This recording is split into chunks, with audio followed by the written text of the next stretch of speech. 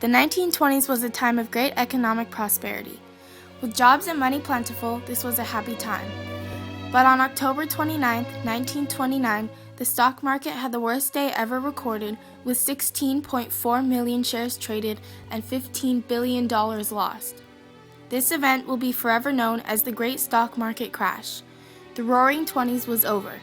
Welcome to the Depression Age.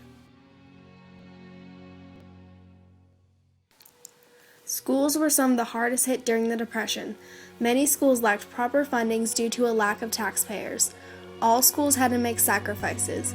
Even schools that were, quote, better off in cities had to cut back on arts, athletics, and foreign languages. These schools had special programs called progressive classrooms where the students got to decide what they wanted to learn that day. In rural areas, it was even worse. They were especially poorly funded, if not shut down. Many of them lacked running water, electricity, busing, and hot lunches. But it didn't stop there. Only schools in 14 states provided textbooks for free for their students. On the bright side, according to a survey, more children were actually staying in school past high school since they didn't have any jobs to leave it for. The students were hit even harder during these times. Many could not afford basic supplies such as textbooks or even graduation attire. When schools stopped providing hot lunches, many students went hungry during the day and only ate one meal at home. And when school busing was stopped, many had to walk miles to get to school in possible harsh conditions and without proper clothing. Many students were actually too embarrassed to go to school and dropped out. Many also dropped out to get jobs and earn money for their family and didn't even get past the 8th grade. This was especially common in rural areas where students only went to school when they weren't needed on the farm. They dropped out for a couple months to help with harvesting and planting seasons, causing them to fail classes and often were older than the kids in their classes by a couple of years. The Depression would not have been so bad if people were able to find jobs. However, 1 in 4 people were unemployed and it hit people hard, especially women and minorities. It was also found that the more attractive the person, the more likely it was that they would get hired. Jobs at this time were almost impossible to come by. Thousands of men wandered the streets looking for jobs. Long breadlines were not uncommon to find. Many families lived in towns called Hoovervilles, named after President Hoover, who was blamed for the Depression. Many people died from diseases and starvation. Thousands of banks closed, and farms were vacated. The children during this time had to grow up fast and help support the family. They worked part or full-time, saying there were no advantages to being in school. Child labor laws prohibiting or limiting child labor didn't come into effect until later.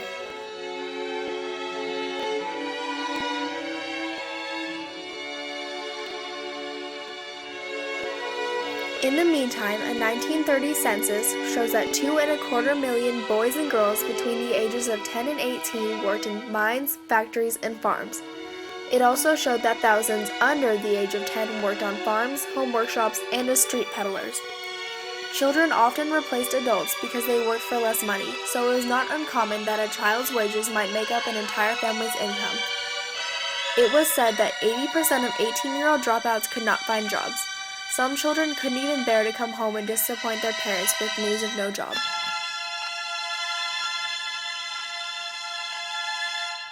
When Franklin D. Roosevelt took office in 1933, the unemployment rate was at a high of 25%.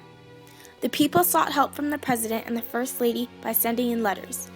Roosevelt received 3 times the amount of mail than any previous president. His wife Eleanor got over 300,000 letters, more than any previous first lady. Many of these letters were from children asking for money to pay the bills, clothes, or something as small as a Shirley Temple doll. As much as she would have liked to help these children, she did not have the resources or the money to give each individual child what they needed. She and her husband were able to help the nation as a whole by instituting the New Deal in 1933. This was a series of programs that focused on the 3 R's: relief, recovery, and reform.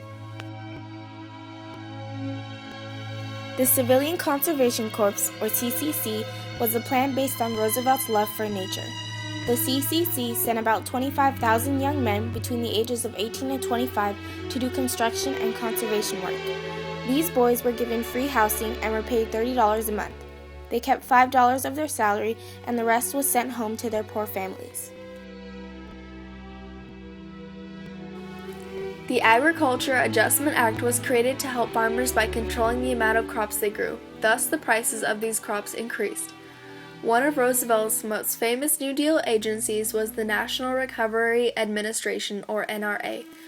The goal of this particular program was to stimulate the recovery of factories and industries, which put people back to work. One other very important program of the New Deal was the Social Security Act. This act provided incomes to poor families with children.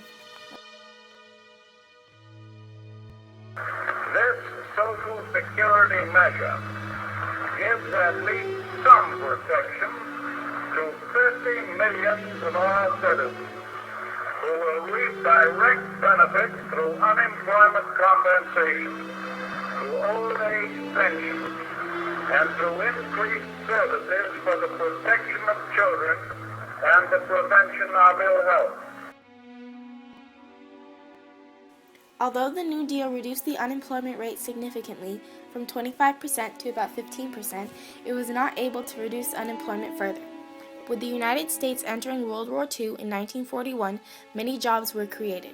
After 12 long, challenging, and hopeless years, this is what finally brought the nation and its youth out of the Depression. This catastrophe has taught us how to better manage our economy so history does not repeat itself.